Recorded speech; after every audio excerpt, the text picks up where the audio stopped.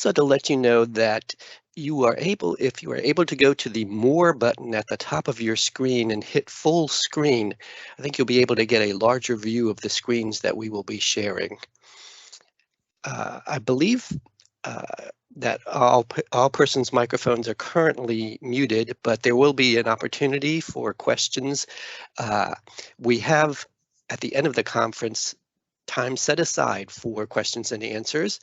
I ask that if you have a question during this conference that you wait until that formal time to pose it to us, or you may put your answers, your questions in the chat section, and we will get to it during the question and answer session.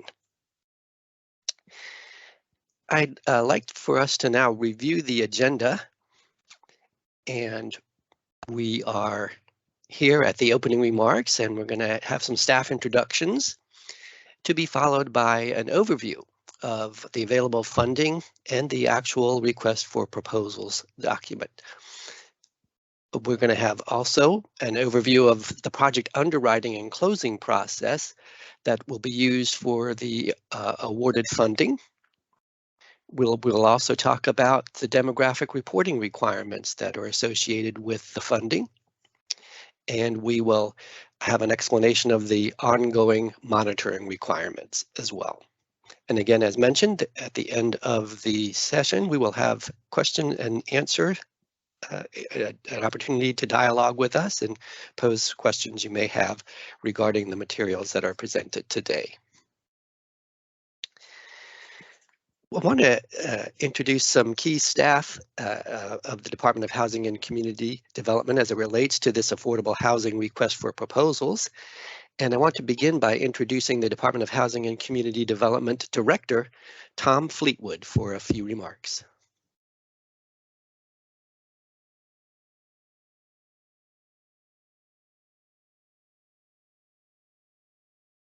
Steve, this is Tom Barnett. It looks like Tom Fleetwood's not yet joined us, so perhaps I could go ahead.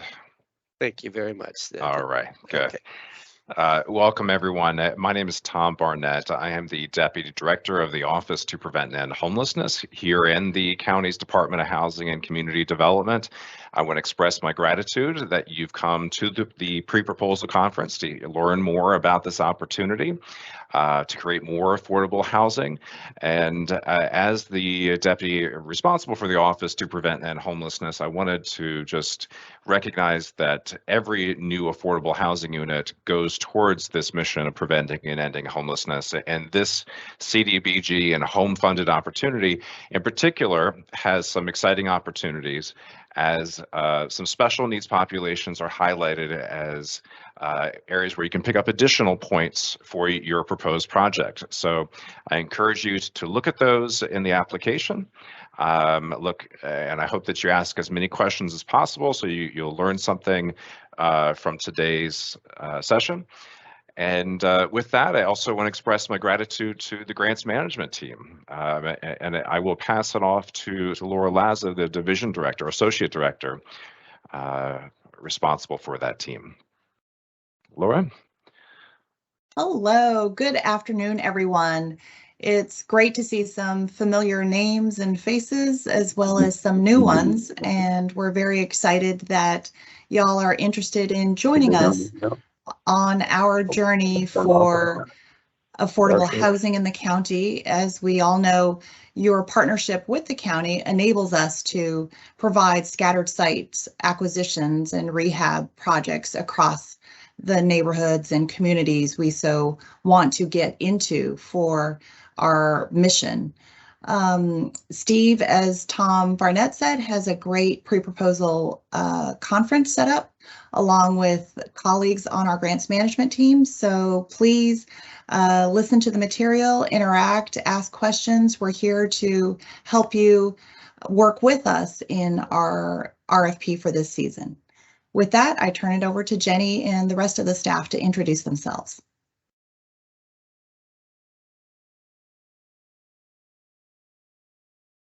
Is that my cue? Everyone. Oh, thanks. Beverly, go ahead while I try to switch these cameras around. Go ahead. Okay. All right. I'm Beverly Moses. I'm one of the program managers here and in the grants management staff on Laura's team, and we will be serving as underwriting staff for you, and I will be presenting to you about that underwriting process a little later. Like everybody else, thank you for your interest and your attendance, and look forward to working with you. And my name is Jenny Sue, and ditto on Beverly. I'm one of the underwriters of the RFP projects that will be eventually funded. I have been working with Fairfax County as a grants program manager for almost 5 years, so I feel like I know a number of you all that are already on the call, and it's very nice to meet new faces that are applying this year. And with that, I'll switch it over to Malia. Hi, I'm Malia Strobel, the administrative assistant for this group, and I welcome all of you and look forward to sharing with you the information today. Thank you, Malia. And I, again, am Stephen Knipler. I am also a senior program manager with Jenny and Beverly. And I have been with the county for now 30 years. So I am very well aware of the different opportunities that we have here at the county for our nonprofit organizations. And I look forward to explaining some of the details about our request for proposals process that's in process now. So I am going to ask also if Beverly or Malia, if you can alert me at any time during the session here, if our director Tom Fleetwood comes on board. I do want to give him the opportunity to, and there he is, right on cue. Hi, Tom. If you could say a few words, that'd be great. Absolutely. Thank you, Steve, and thank you very much to the grants management team, Jenny, Beverly, Steve, Malia, and of course, Laura. Just a big thanks to everyone for attending today. These resources are incredibly important, and we look forward to being able to continue to work with you to deploy them in a way that meets the needs of truly the most needy folks in our community. You have a tremendous team here to support you and to provide guidance for you as you prepare your applications, and of course, should you be awarded, to work with you as you use the funds. So a big thank you to everyone for being here, and looking forward to hearing the discussion. Thanks.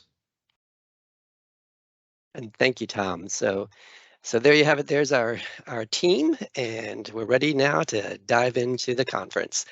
And what we want to show you first off is the very critical link that you should become very familiar with. And we're going to bring that up onto the screen. And if you've received the notice via email of the funding opportunity, you probably also received this link. This takes you to the website that has information about the RFP, and also about two important documents or two important web pages within the website. And they are the applications guidelines document, as well as the application form and evaluation criteria document. And we will refer more to them during today's conference. Let's talk now about the CDBG-HOME Affordable Rental Housing RFP timeline. So right now, well, on July 1st, actually, the RFP was released, and we are in the process now of it being out there for you to prepare your applications. We are obviously at the pre-proposal conference, exactly a month away from the submission deadline, and submission deadline is 4:00 p.m. on September 23rd. What happens after that? Well, in October, November, we will have a selection advisory committee that will review the proposals and score them based on criteria that we will talk about. And following that, they make their recommendations. and those recommendations are brought to the Fairfax County Redevelopment and Housing Authority, or FCRHA, for approval of funding awards. And we anticipate that to occur at their December 15th FCRHA meeting. Following that, in the new year, in January, we'll have a post-award kickoff meeting to send the awardees on their way to implementing their projects, and again, answering any questions that may occur once the funding has been awarded to them. So in a nutshell, that is the timeline we're looking at, and we will now move on to talking about how much money is available. And we've advertised that there's an estimated $2 million available, and we had mentioned that CDBG amount was for $424,130. A note about both amounts here in just a moment, but the home amount we estimated was $1.63 million, and there's a set aside of $370,685 for CHODO projects, and we will explain what the mysterious CHODO designation is within this conference as well. Wanted to let you know, this is some good news, that the CDBG amount and home amounts may be increasing. We're looking at increasing those amounts, CDBG by $236,000 and home by $208,000. So we anticipate that this will happen, and those new estimated amounts will be confirmed in an addendum to the RFP. So I think that's probably good news to hear that the amount available is growing. So it's potentially growing. So that's good news. You heard me mention about the deadline for the application, and we want to stress that this is a firm deadline, and so we've put it in red here that it's 4:00 p.m. on September 23rd, and and we need full, complete applications, so they must include the RFP application form and all other supplemental materials that include worksheets and maps and any specific attachments that are identified.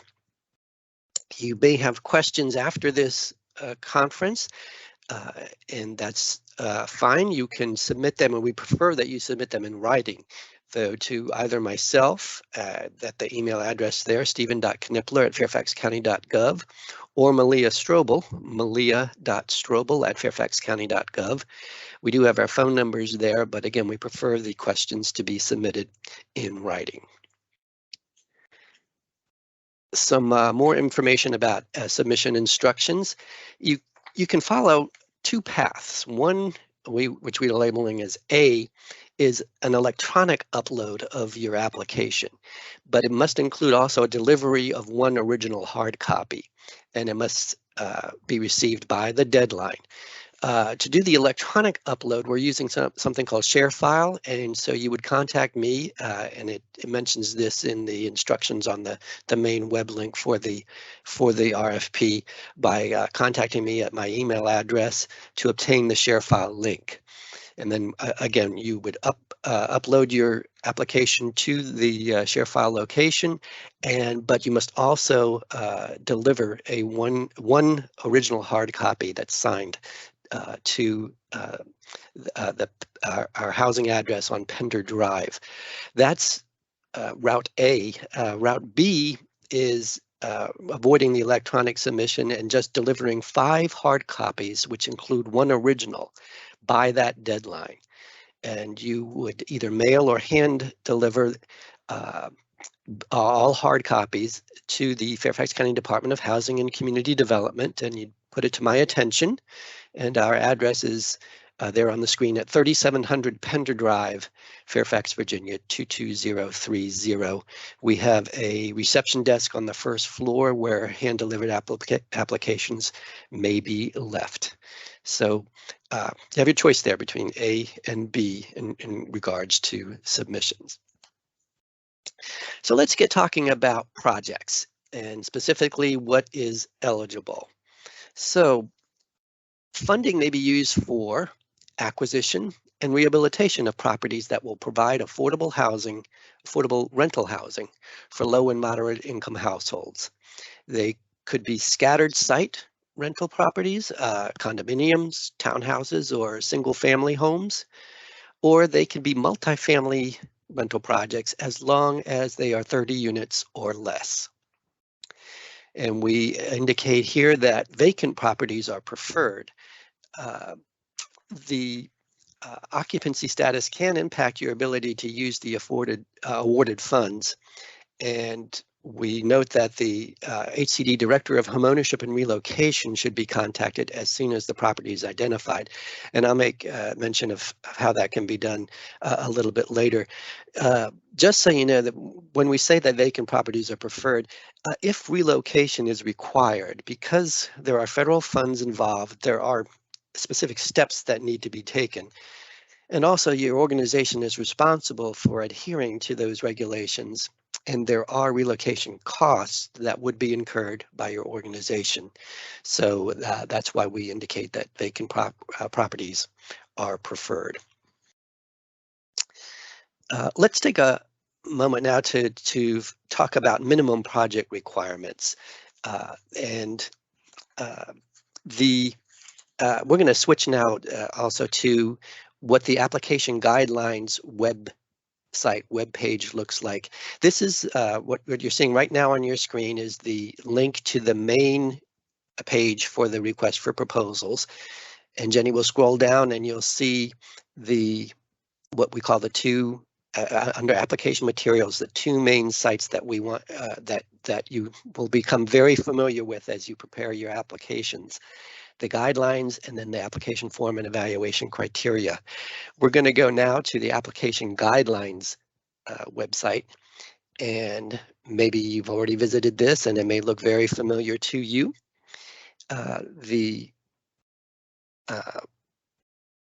This is where you'll be seeing the minimum requirements, and that starts, Jenny will get there in just a moment, starts a little bit further down. I think now a little bit further up.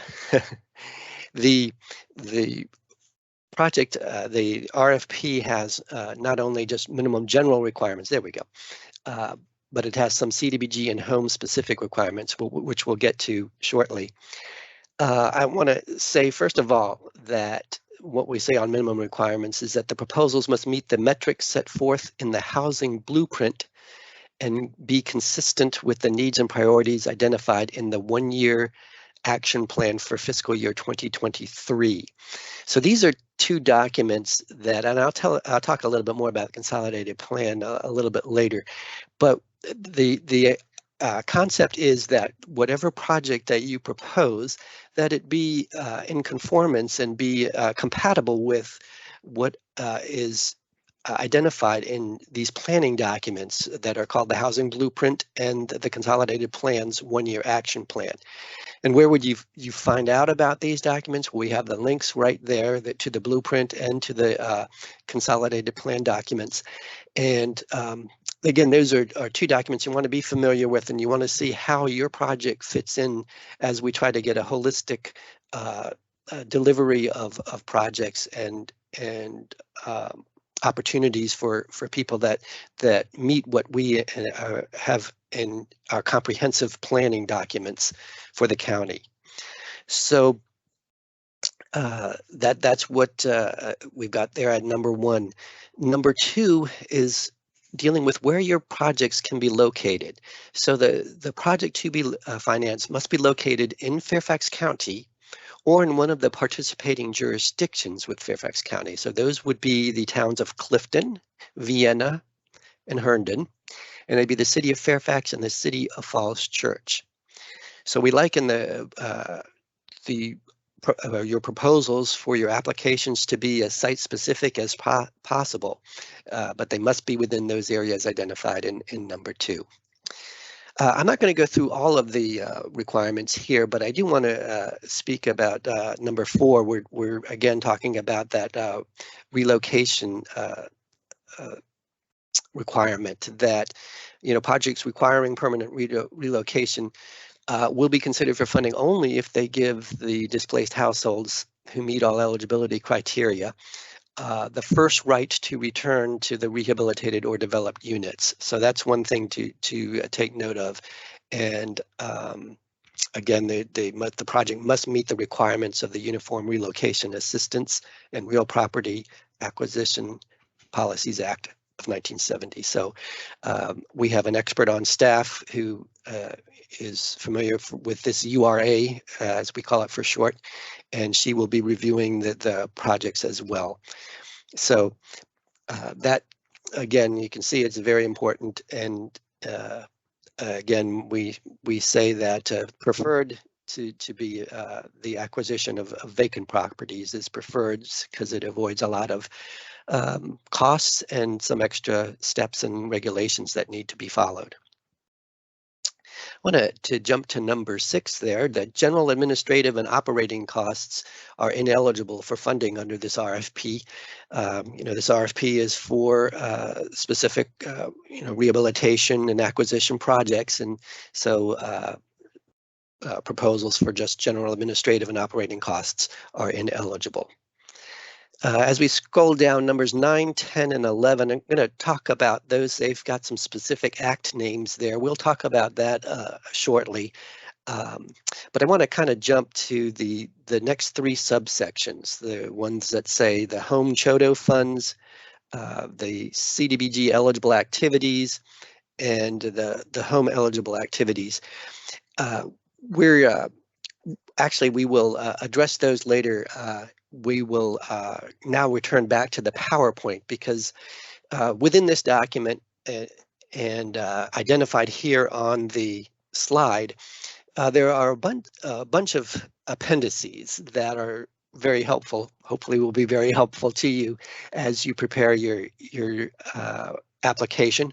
Again, we talked about the housing blueprint and consolidated plan, and that one at that appendix, the first one, you would find a very good explanation about, a good write-up about the housing blueprint and about the consolidated plan.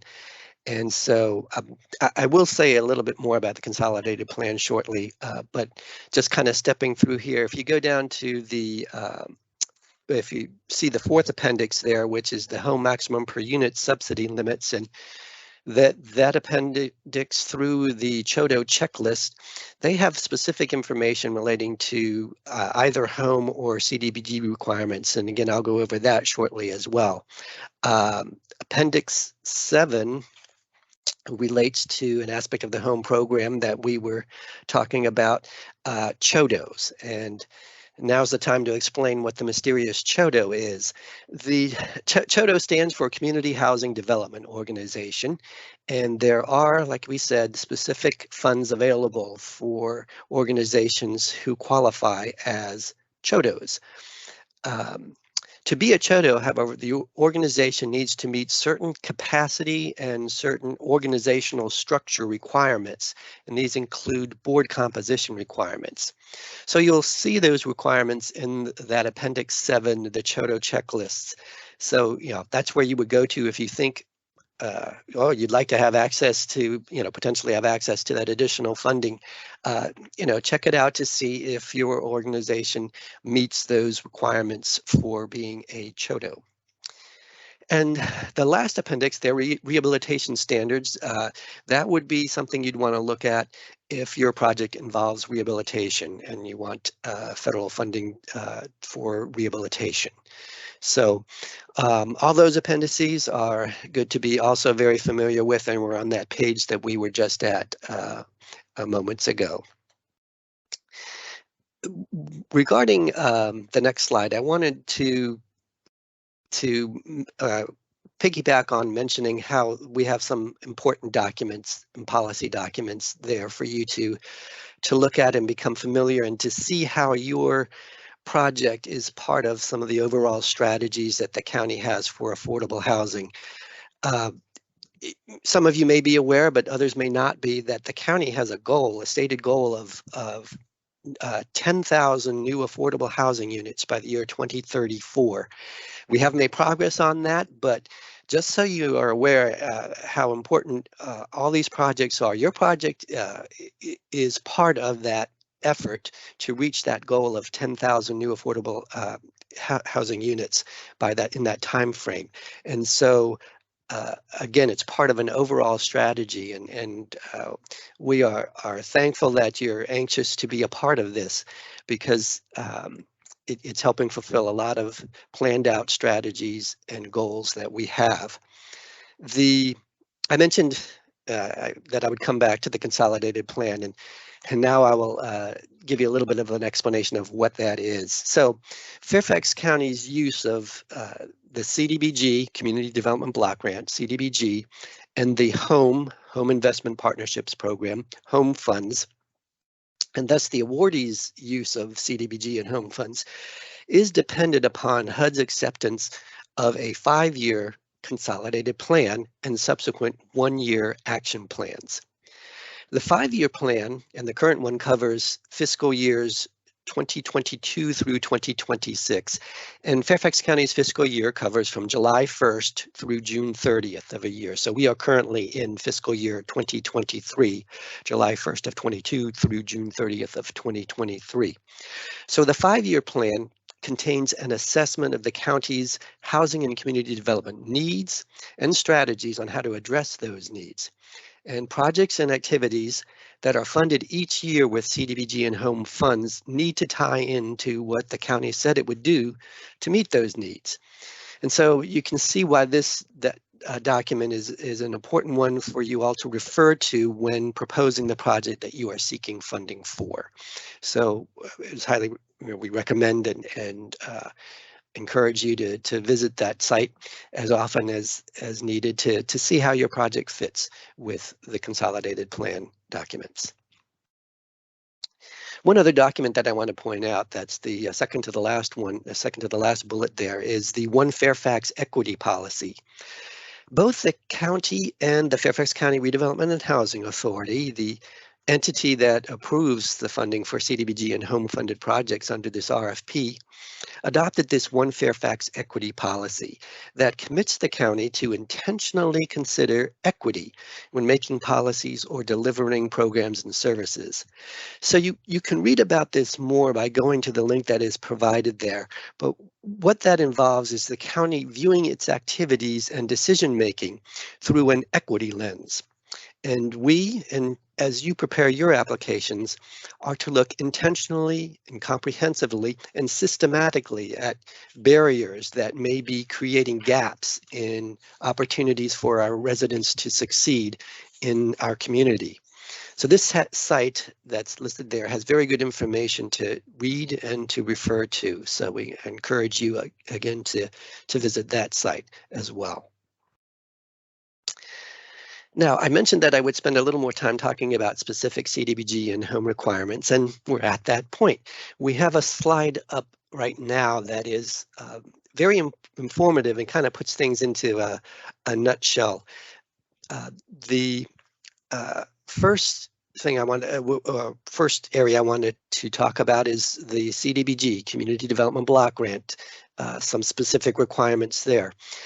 There is an income targeting requirement. By that, we mean that for your project to be eligible for CDBG funds, it has to serve clientele and benefit clientele who meet a certain income level. And so the beneficiaries in CDBG need to have an income that is less than or equal to 80% of the area median income. And each year, the Department of Housing and Urban Development, HUD, provides us with what those limits are. So it's not something you have to calculate and figure out. We provide that information to you when it gets renewed each year as well. So you'll want to make sure that your beneficiaries are meeting that 80% of area median income limit. In addition to income targeting, you might be wondering, are there any requirements for rent limits? Well, within CDBG, the basic requirement is not to exceed HUD's fair market rent, and it's also known as FMR. And we, again, you don't have to do too much digging. We can provide that to you as well, what the FMR is. So again, the concept is that it be affordable to those beneficiaries who are at 80% or below of the area median income.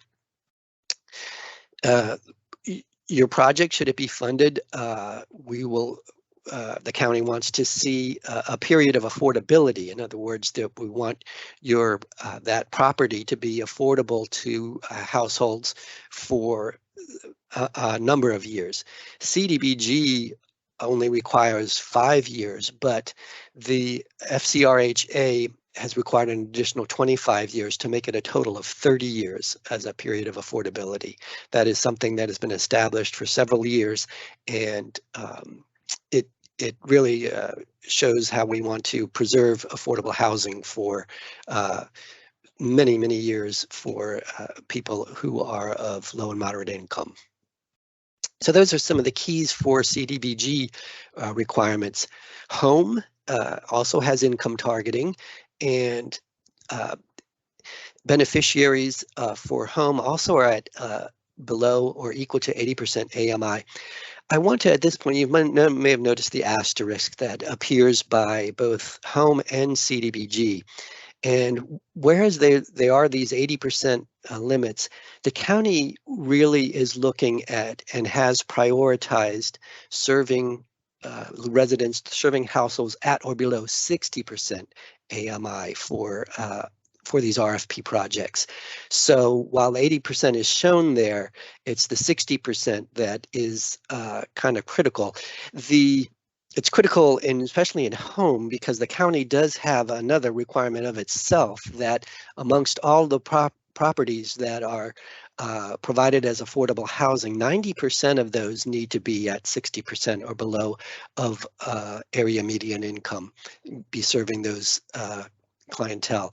So that is another reason why the county is putting in a prioritization for serving at or below 60% of area median income. And a word about multifamily projects of 5 or more units. An additional layer there is that 20% of those units must serve households with incomes at or below 50% of AMI. One thing that home has that CDBG doesn't is maximum per unit subsidy. And that means how much, up to how much money in home funds can be used on a specific project. That, along with rent limits for home, and they have something called high home rent and low home rent.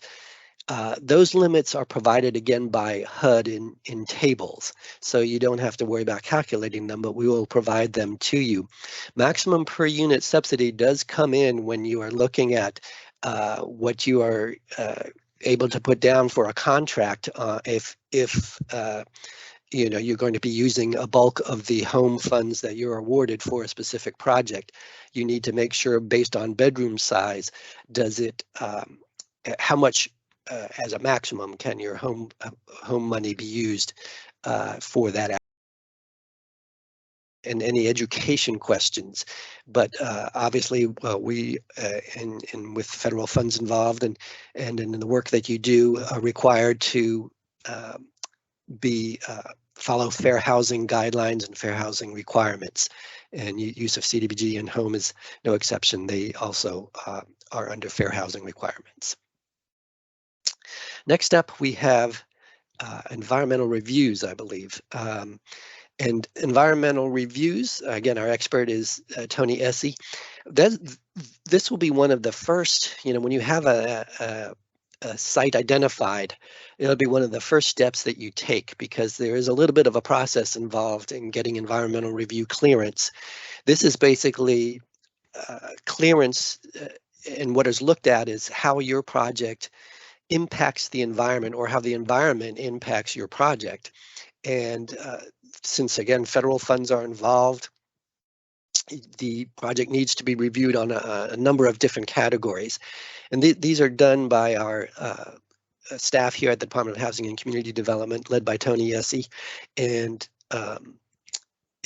and you have to do that at the beginning of the process because it does involve some time to get that clearance.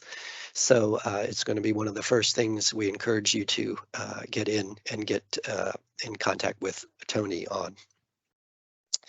Kind of related to environmental reviews is lead-based paint testing. This in particular applies to properties that are at age were built in 1978 and earlier, and there's some lead-based paint testing that needs to be done. Again, Tony is a good contact on that.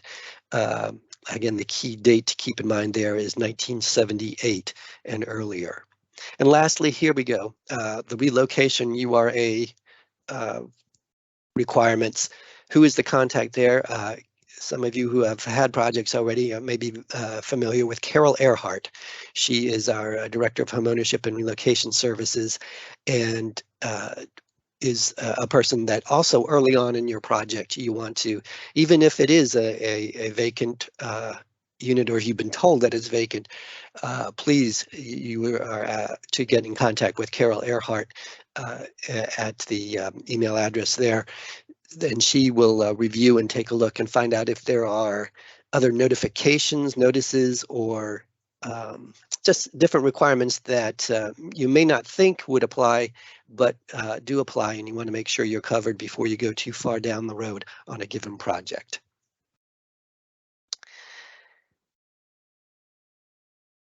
So now it's time to start talking about the proposal evaluation criteria, and there are 4.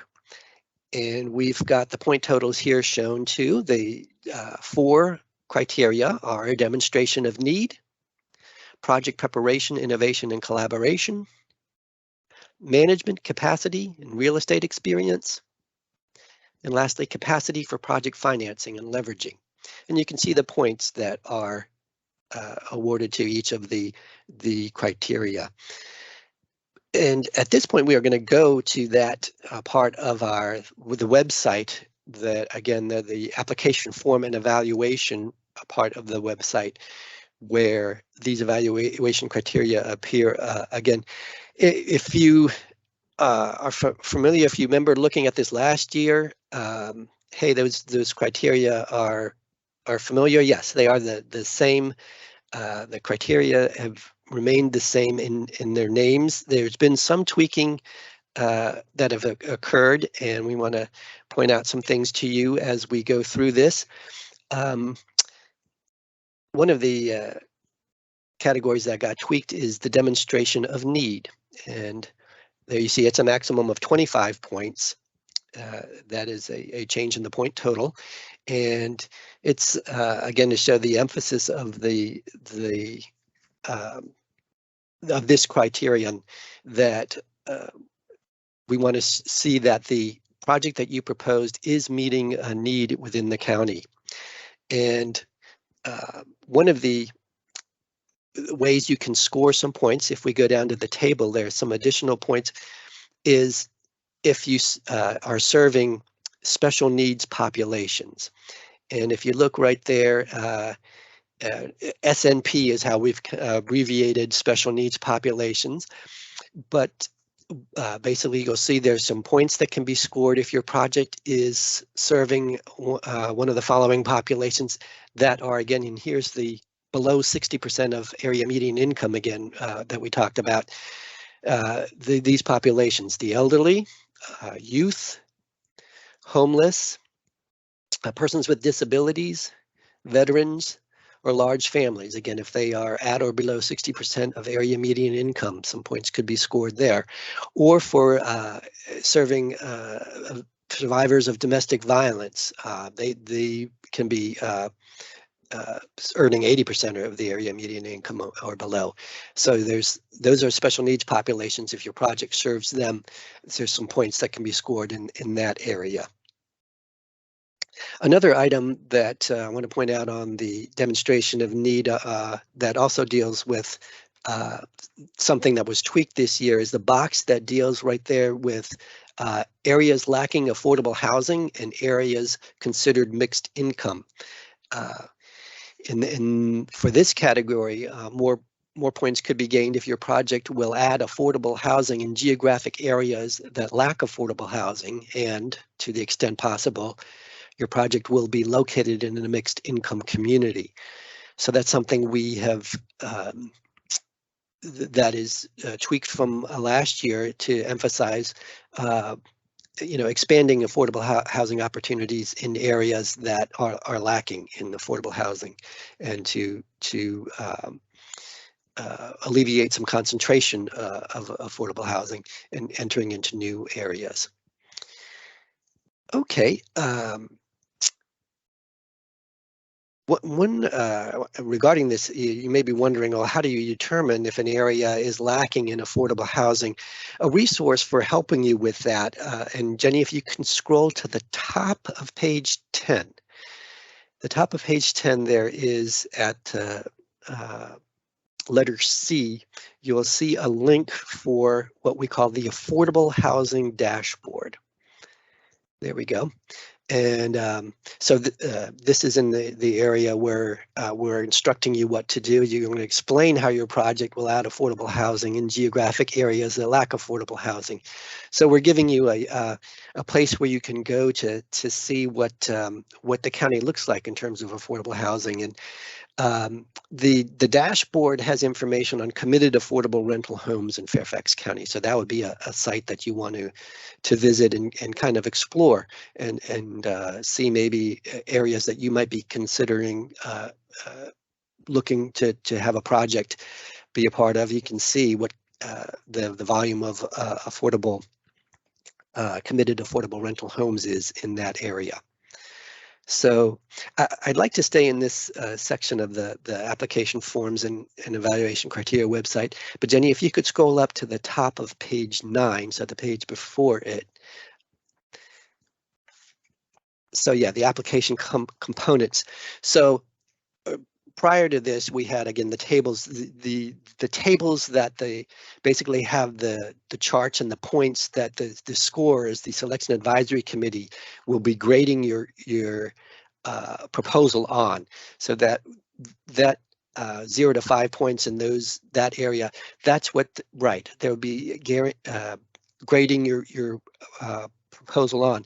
But then you're going to ask, well, how will they know what to grade? Well, that's where we go to this application component section, and this is where you will be providing narrative responses and worksheets that will provide the information to the selection advisory committee members for them to grade your proposal. So you have, if we scroll down to their C, you've got demonstration of need there. There are, you can see there are specific instructions that are relating to demonstration of need, from completing a worksheet to providing narratives, and it gives page length limitations and some guidance there and you want to make sure you address all of the elements within each of these categories. So you've got demonstration of need there. If you scroll down, you'll get to D, which has what we want you to provide to these advisory committee members regarding project preparation and your innovation and collaboration. So it has those instructions there, again, talking about completing worksheets and providing narratives. Then scrolling down to E, you've got instructions about management capacity and experience. Again, about talking about different things regarding your organization. And then section F deals with capacity for project financing and leveraging. And again, I want to say a few words about leveraging. And Jenny, I know we've been kind of jumping around a lot, but if we could go back up to page 7. At this point, we're going to take a look at the table that deals with leveraging and shows the points that can be scored regarding leveraging. In the leveraging here, that fourth box down there, it says project costs and financing leveraging.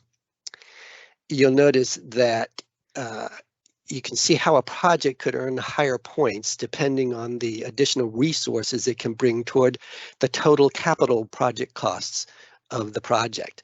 So see where it says there the highest points are scored if an applicant demonstrates additional commitments of the or there's the higher points, the highest points, right? If they show a 4-to-1 leveraging, or at least 20% of non-county resources are used towards the total estimated capital project costs from all sources. So again, and it kind of makes sense that hey, the county would like you all to come to the table with resources that will leverage these federal funds and make the federal dollars go further.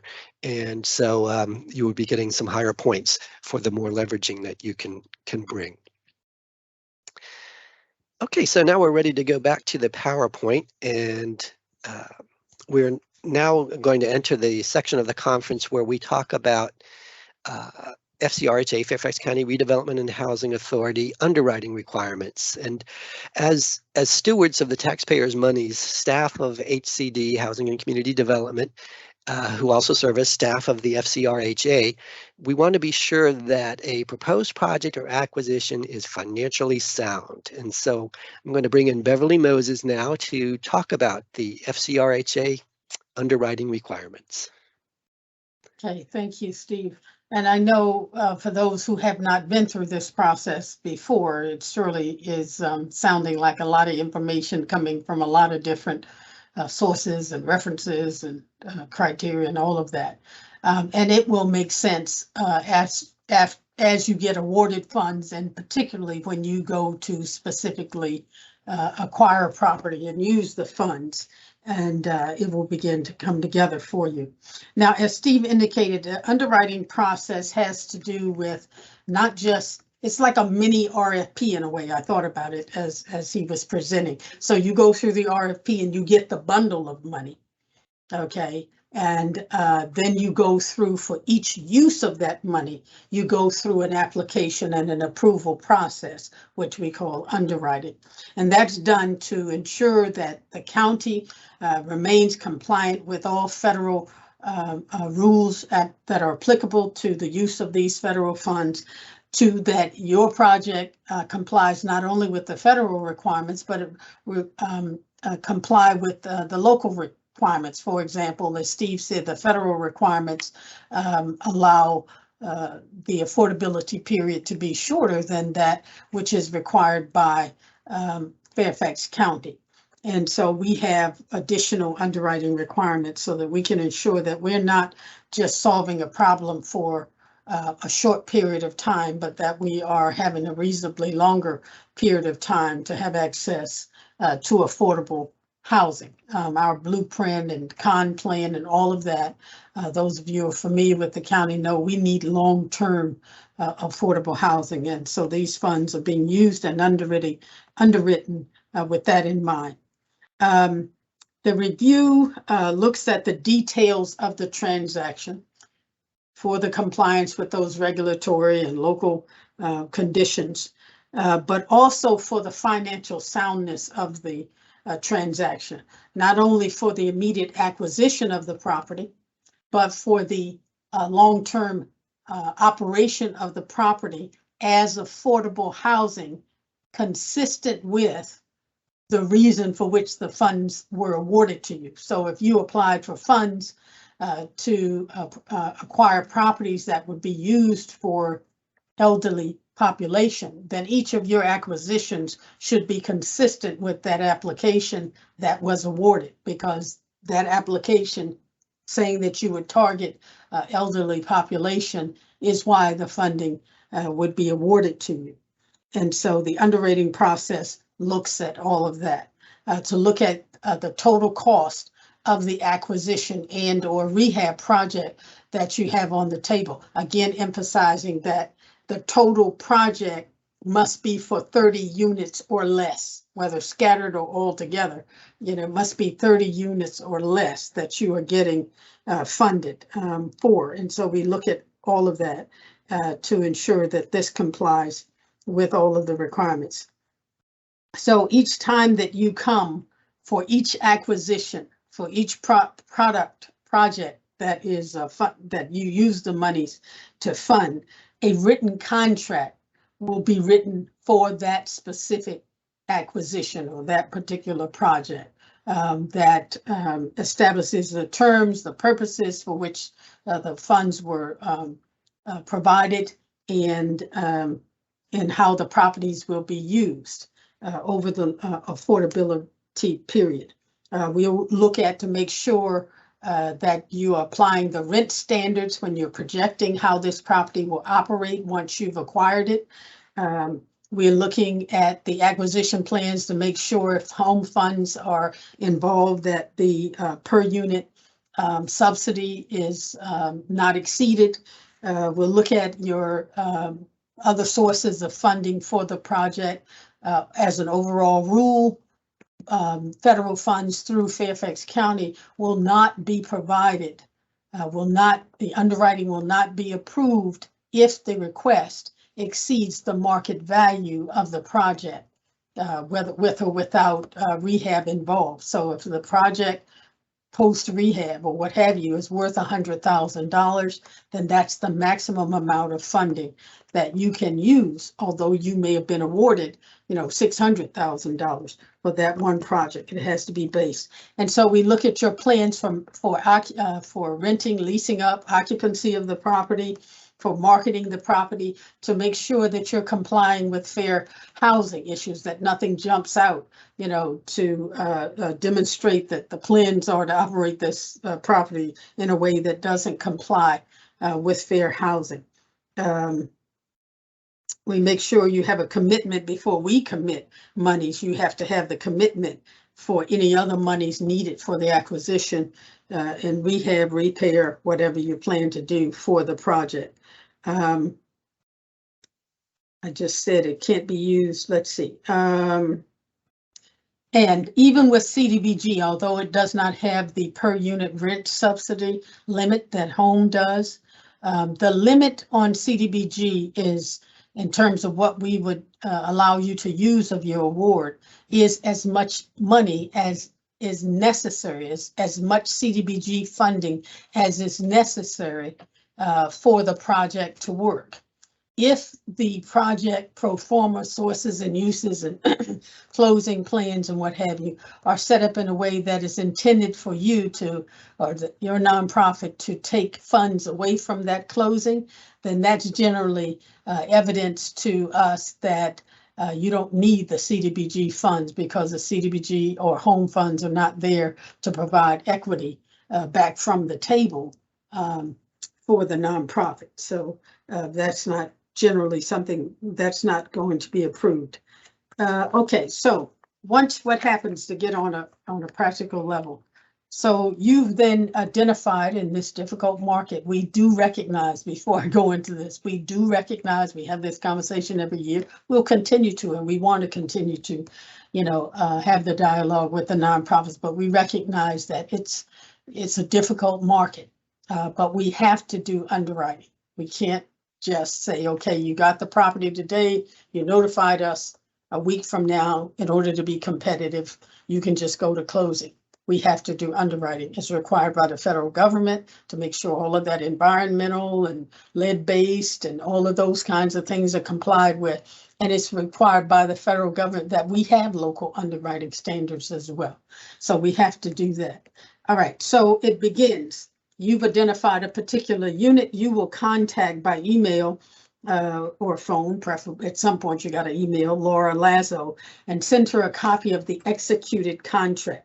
Okay, and she will assign that project to one of the underwriting staff. That would be Steve or Jenny or myself. Okay, one of us will be your underwriting staff. Our role is to pull it all together to make sure you have all of the required documents submitted so we can analyze and make sure that all the compliance requirements, all of the pieces that are needed are in place in time to get approval by the underwriting committee at housing, and that approval is secured in time to get the wire funding and the legal documents in place so that you can meet the closing deadline. The closing date that is specified in the in the contract that you have signed. For that reason, we ask you certainly to do your best to not agree to a closing deadline that is unrealistic for the underwriting process by Fairfax County. At minimum, we need 45 days. The ideal, in an ideal world, which is true in many banks as well, it's a 60-day process. But trying to be competitive by saying we can go to closing, within 30 days, within 20 days, is not something that a local government can do, especially when you're using federal funds. So you must have time. And generally, we have to have time from the underwriting approval by the LUC, the Loan Underwriting Committee, to have 2 weeks from that point to when you're going to close. Okay, that's what we need to comply with the administrative requirements of our finance staff here, both in the agency and on a countywide basis, in order to set up and make those wire transfers in accordance. So you send that executed contract to Laura, and she will make the assignment. Because of many of those other federal requirements that Steve summarized, the environmental review, in particular, the Uniform Relocation Act, in particular, you would be strongly advised to send a copy of that executed contract and begin your dialogue and interaction with the staff responsible for those approvals, that namely Carol Earhart for the relocation and Tony Essie for the environmental review. Now, let me pause right here and say what I should have said at the top. You will receive, once you become an awardee, when you've been awarded funds, you'll receive a outline, a summary of the process, the underwriting process that I'm going through right now, that will list for you all of the things that you need to do and that need to be submitted to the underwriting staff for your project, and suggesting the date and the timing of when that has to happen. You also need to send a notice to your the supervisor, the board of supervisors, the particular supervisor, and the particular commissioner on the RHA who is affiliated with, represents that a district in which the property you're planning to acquire exists. You need to say it exists in the Supervisor Smith's community. Then you send an email to Supervisor Smith and say, this is Beverly Moses, nonprofit.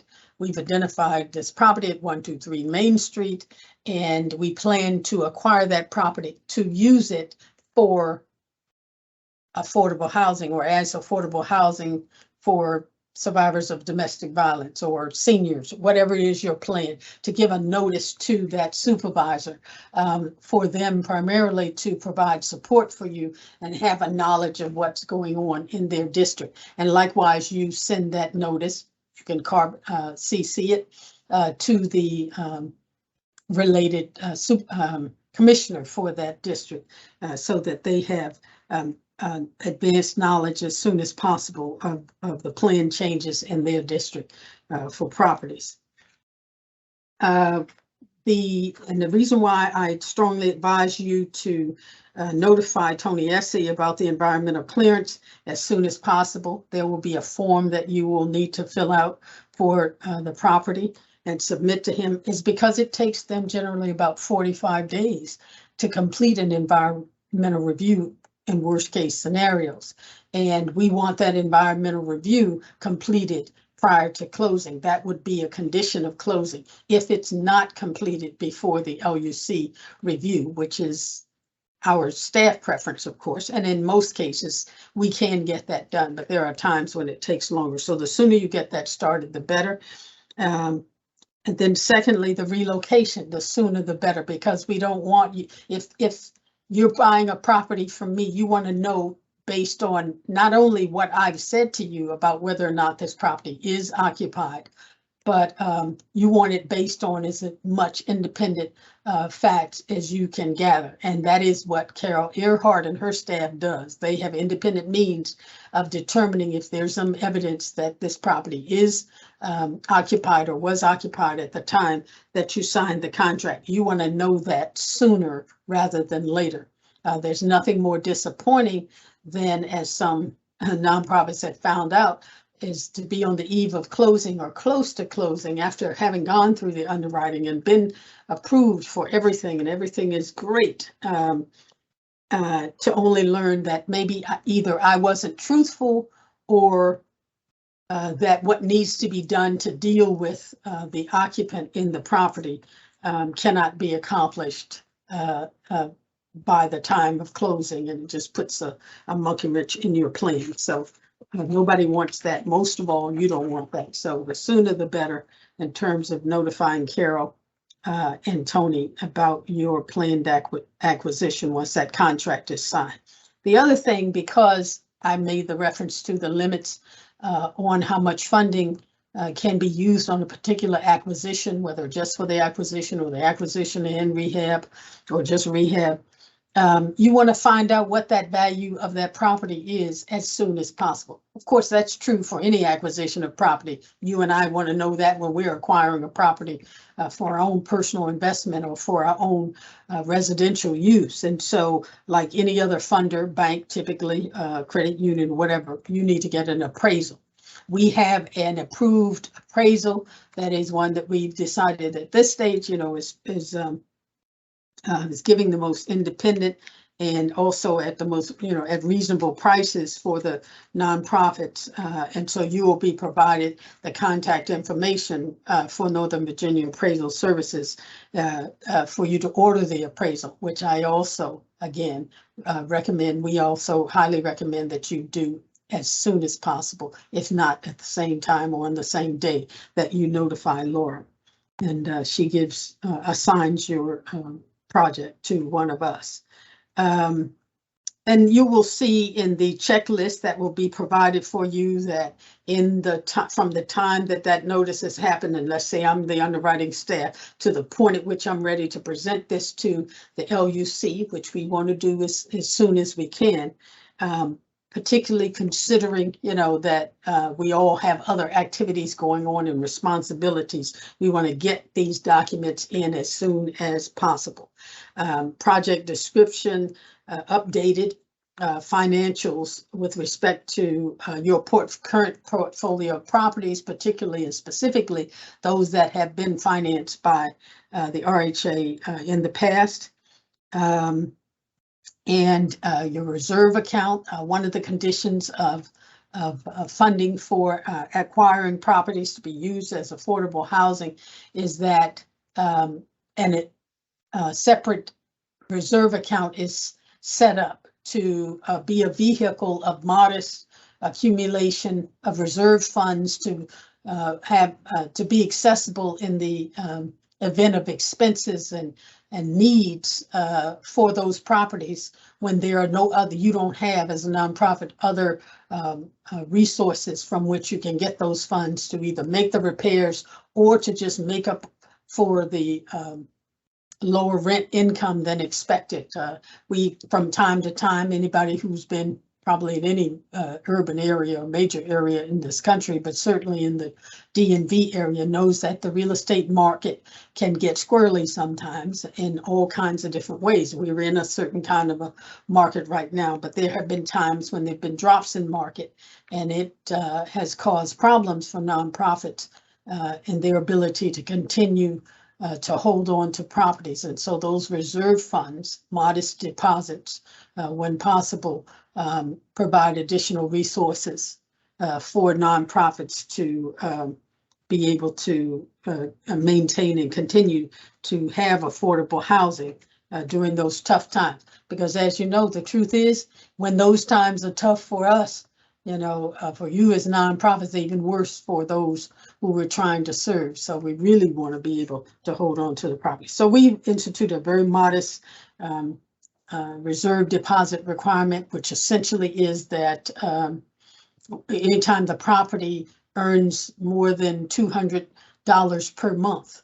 Net income from the net cash flow from the flow of that property exceeds $200 per month, then 25% of the amount in excess of that $200 per month is to be put in the reserve account. For some nonprofits, that can be a good deal of money. For others, it's, you know, very modest amount, but every little bit helps.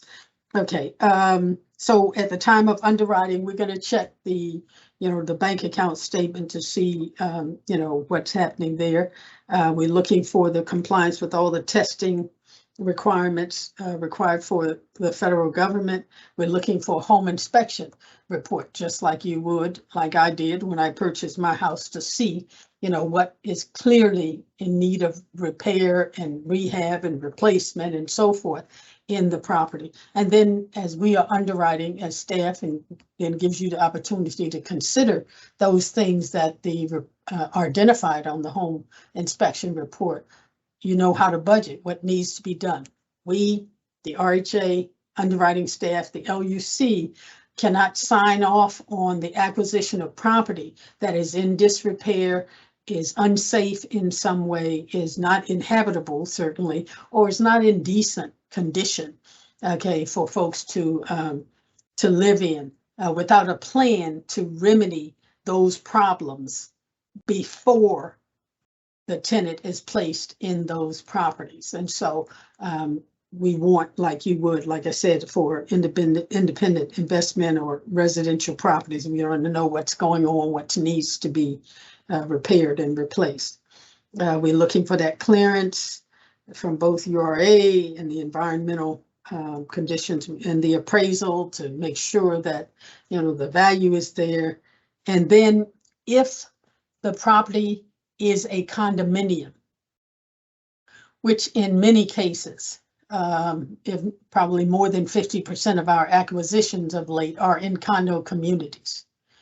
Let me backtrack and say that I strongly recommend that one of the first things you do, even before you notify Laura, once you are going to sign and execute a contract to purchase my condo, that the onus is on me, that you press the issue for me to order that condo resale packet at the same time. And if I'm motivated to sell my property, I'm going to do that. Why? Because the condo resale in a way is comparable to the URA. I mean, the condo resale packet is going to tell you as a innocent buyer, innocent purchaser, whether or not I've got liens on the property because I haven't paid my condo fees or their special assessment, whether or not my property, the one that you love, the purple door and the special flowers painted around the windows and all of that stuff that made it feel warm and fuzzy to you, are actually violations of the condominium rules.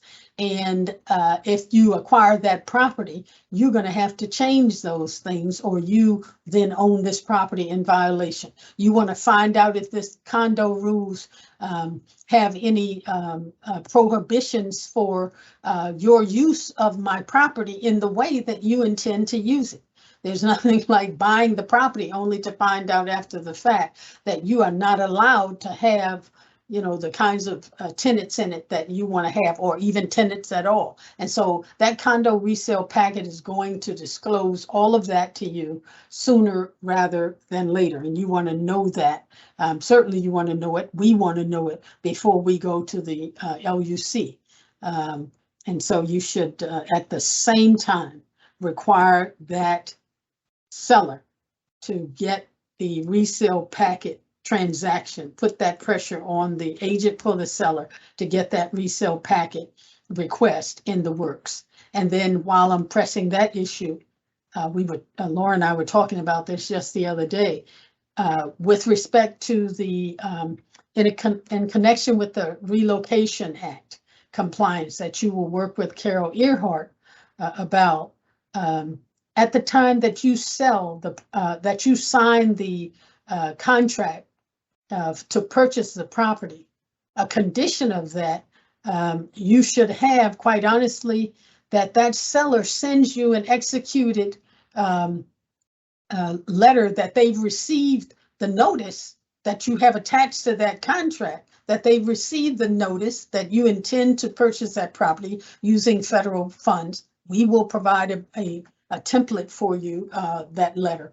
But, you know, too many times, not all the time, but too many times, nonprofits are waiting for this out of town seller or some seller who just hadn't gotten around to it once you've signed the contract, waiting to get the letter that you need to submit to us, most particularly to Carol, to show that that relocation letter notice has been received by the owner of that property. And so you should press the relocation issue up front to start working on that up front. And so it gets to be a very busy time for purposes of underwriting and getting your approval.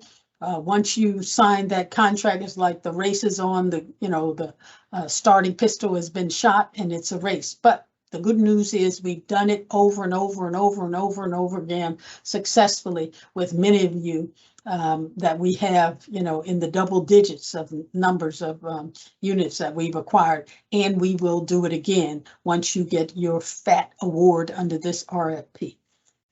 Details about this and the materials and templates and those kinds of things will be provided to those of you who are fortunate enough to have your proposals win funding awards and attend the January 2023 kickoff meeting. So there's a lot to just sort of have in your mind. We wanted to give this overview of the underwriting process so that those of you who are not already familiar with it know that it's just not a matter of getting the award. You have to go through each time you use that award an underwriting process for those specific deals. Okay, and so if there are questions about this, we'll address them during the Q&A session later on. In the meantime, I'm going to I did not summarize, and I will, the financing conditions, as Steve indicated, it's a 30-year affordability period. We must have that executed contract before we can spend money on your project. So, we are going on this end to try to get those contracts in place for you to sign as soon as the LUC has approved your expenditure for the particular project. And during that period, the terms that are in both the promissory note, and we have to put a lien on the property, the deed of trust is a lien, so that any third party, or what they call it, innocent purchaser down the line, has noticed that this is a property that has some conditions attached to it and attached to the land, that it has to remain affordable for the 30-year period. If you sell it or stop using it, repurpose it from the purposes for which it was financed, then there will be a repayment issue, either 2% of the accrued simple interest on the loan that was provided, or depending on the timing of it, it could be a total repayment of the funds. After the property has gotten out of its 30-year affordability period, you continue to operate the property as affordable housing through year 90. And then if you do something during that period after the 30 years, then all you have to do is pay back the 2% interest that was accumulated, but as calculated over the life of the loan. We talked about the reserve account, and that's about it. And again, all of this will make sense and be more practical to you when you have a deal in hand and you're ready to spend the money. So I'm now going to turn you over to Malia Strobel, who's going to talk about what happens after, quickly or during the immediate period after you have acquired the property. Good afternoon, everyone. So now that you are in possession of the property, you indicated a date in which you plan to have occupants. So following up on that, factoring in any repairs or renovations you may have expected as part of that timeline, that will start the clock for HUD's compliance. So that date will prompt me to reach out to you to send a beneficiary demographic form that captures things such as the AMI levels, the race, the rent that you intend to pay. And this is going to be obtained as you are awarded these funds. So it's imperative that you provide me that information as soon as possible, because HUD will continue to reach out to us to make sure that that data has been provided to them. If you anticipate any delays in occupancy, we'd like you to let the project manager and or myself know, along with any expected deadline or time frame you see the unit being occupied. And I'd like you also to keep in mind, if the unit is, say, for example, a 3-bedroom, but you've only provided input or data for 2 of the 3 people, I'll continue to reach out to you until the unit is fully occupied. So again, I thank you in advance for taking notice of any effort I do to reach out to you. Thank you. I'd like to also mention now that Jenny will be speaking with you. Thank you so much, Malia. So now that we are post-occupancy and you've provided the beneficiary information to Malia, your unit is in rental order and you've got a tenant in there that you're serving. We're now in that 30 years of affordability that we've been contracted between Fairfax County RHA and your organization for providing this rental unit for that entire period of 30 years. And during that period of 30 years and beyond, to a sense, of course, this is when the cat decides to come in. So during those 30 years, you will be in close contact with grants management staff, with Hcd staff on annual reporting that's required.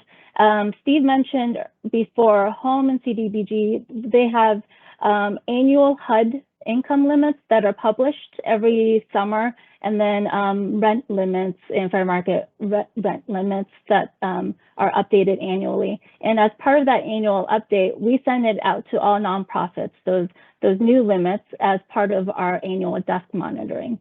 So in a way, we provide you the new limits, and then we have these annual rent and income reports. It's a spreadsheet that we ask all our nonprofits with CDBG and home funded units to fill out.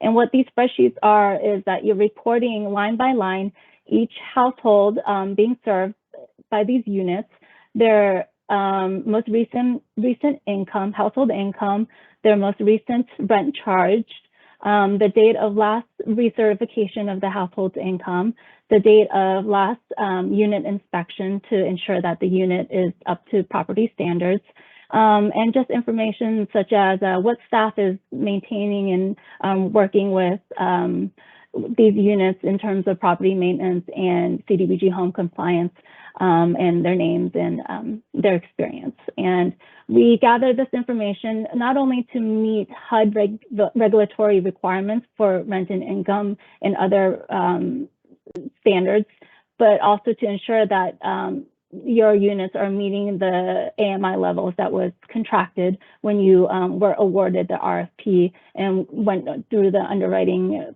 process to fulfill the RFP award requirements.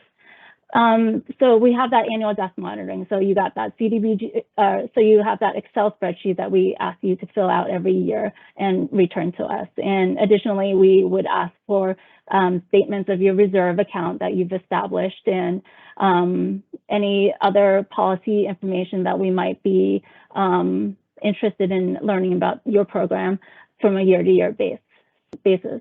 we also do periodic on-site monitoring, where grants management staff will go on-site toward the unit and look through your tenant and unit files. And when we do that, we kind of are looking at whether you are certifying or recertifying income in the proper manner in accordance with CDBG and home requirements using the Part 5 definition of income, just ensuring that tenants at occupancy were meeting the correct AMI levels, and ensuring that rent calculations are being conducted according to the program requirements, and other things that we might want to review per home CDBG requirements. And usually we do on-site monitoring kind of for one project every 1 to 3 years. So once every 1 to 3 years. And then for more recently, because of COVID, we haven't gone on-site. We've done it virtually, but we are likely to move back to on-site monitoring in the near future. And I think that is it in terms of monitoring. Just everyone keep in mind that there's 2 types of monitoring: annual desk monitoring, where we request virtual information, especially through a spreadsheet, and then periodic on-site monitoring, where we will go on-site to the property or your offices to review the tenant and unit files to ensure compliance with program requirements. So if there are any questions, we can address them in Q&A. With that, I'll give the spotlight back to Steve. Thank you, Jenny. And I just want to reiterate something that Jenny said in addressing this slide.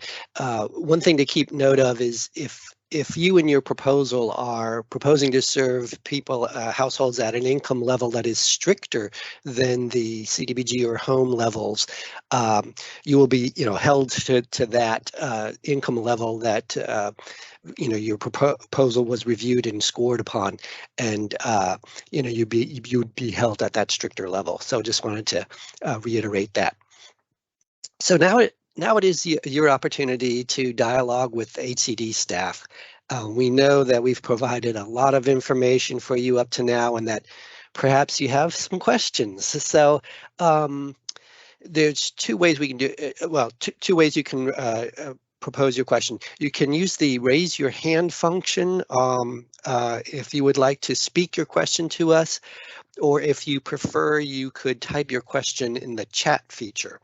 So while you're proceeding with that, I do want to indicate that we did receive some questions prior to this conference, and I want to share those with you because they are, I think, can be beneficial to all. And it relates to a lot of what Beverly had just talked about toward the end there about the affordability and interest. And so the first question that we had received was, if properties funded with CDBG or home funds are no longer being used as affordable housing by the nonprofit as the awardee, is it correct that the exact amount of the loan plus 2% interest per year is repaid to the FCRHA?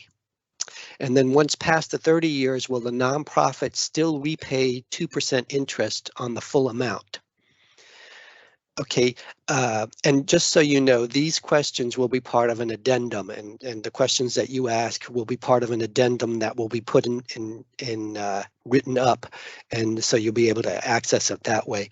But in addressing the answer to this question is, so you know that during the first 30 years, if the property is no longer used as affordable housing, the owner must then repay the then outstanding principal of the loan, the unpaid accrued interest on the loan, which is simple interest, accrues at 2% per year until the end of year 30, and then any other than outstanding sums, such as late fees, etc. So during the next 60 years, that is from year 31 through year 90, if the property is no longer used as affordable housing, the owner must then repay the unpaid accrued interest. The owner does not have to repay the outstanding principal in this instance. After 90 years, neither the principal nor interest are required to be repaid. A second question, If the nonprofit organization receiving CDBG or home funds would like to sell or transfer the property to another nonprofit housing organization, would the original nonprofit receiving the funds be able to ask the county to approve that? And the answer, any sale or other transfer of any interest in the property requires the prior written consent of the FCRHA. The owner may request such consent. The FCRHA may grant or withhold its consent in its sole discretion. Further, during the first 30 years, the owner must offer to convey the property to the FCRHA before the owner may convey the property to a third party. A third question, if the nonprofit receiving CDBG or home funds sells the property to another person, is it the exact amount of the loan the nonprofit repays? Or could it end up that the nonprofit has to repay more monies if they sell the house for more than they paid for it? The answer, awards under this RFP do not include or require an equity share concept. On a repayment event during the first 30 years, the owner must repay the unpaid outstanding principal of the loan, together with the then accrued interest and any other amounts owed under the loan. Simple interest accrues during the first 30 years at 2% per year. It is possible that a repayment amount might exceed the price an awardee originally pays for a unit, depending on, among other things, how much of the original purchase price is paid using RFP funds and how many years interest has accrued. Please also note that it is in the county's expectation that awardees will use RFP funds to acquire housing to rent out to income-eligible households, not to acquire housing only to resell it in fee simple. I have two more questions. Number 4, if a nonprofit applies and feels confident that they would qualify as a CHODO, if they aren't currently one for Fairfax County, would that be the county's determination to qualify them as a CHODO for the purpose of the RFP's CHODO set aside? The answer, to qualify as a CHODO, a nonprofit will need to complete Appendix 7 of the RFP application guidelines, and Hcd staff will work with the nonprofit to verify the information. And number 5, in the application, there are the home caps for a maximum per unit amount. Is the county capping CDBG at the same limits? HUD does not cap CDBG with a per unit maximum subsidy amount the way it does for the home. With Beverly, in the sense, that is a innovative and creative idea. We rely on you guys, our nonprofits, to come up with ideas that perhaps the county or Hcd, RHA haven't thought of. So certainly we welcome such a proposal. I would also say for this specific RFP, though, in what is written and issued, that we are looking for 30 years of affordability in rental housing. And so your creative and innovative idea would need to conform with the eligibility criteria of what we are funding in this specific RFP. Right, so it would have to be maintained as. David, we kind of lost you there. Could you repeat it? Yeah, sorry. So this would be that, right? So the terms are that we'd have to maintain it as affordable rental for 30 years. Okay. Is it possible for an organization like ours, could we submit 2 proposals, like one for this program and one for our regular scattered site affordable rental program? I mean, in other words, can we put in 2 applications for this RFP? Oh, yes, there's no limit to the number of applications you could put in, and okay. Right. Mm-hmm. And my last question is on Steve. You brought up this new scoring preference for affordable housing in areas that don't have it, and as well in areas that are mixed income.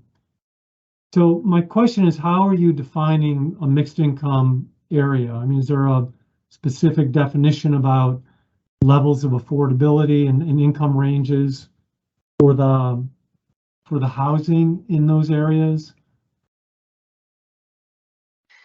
You know, maybe the good news on this, I don't know if it's good or not, is that no, we don't have a strict definition there, and it would be up for you to present the case in the narrative that that you know that it is what you feel is a mixed income community. I don't know if that you know helps that there's not a prescribed formula, let's say, but we're kind of I think the advisory committee would take what you've written and how you've described the area into consideration when they consider points for that element of the criteria. All right, that helps. Okay, thanks. Okay. Mm-hmm.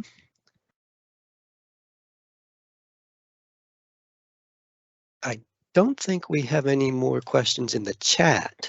No, I'm not seeing any questions in the chat. No hands raised either.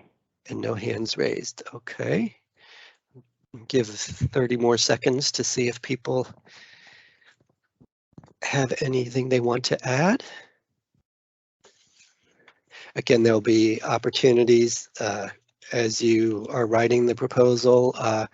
If something comes across, we prefer that you write your questions to either myself or Malia Strobel, and we would prefer them in writing so that we can respond, and then that the responses to various questions become then an addendum to so that everyone has access to the same information. Seeing no further hands raised, I do want to thank everyone for attending this pre-proposal conference. And again, if I mentioned about if you do have questions, feel free to ask those, and want to wish everyone a good rest of the day. And thank you.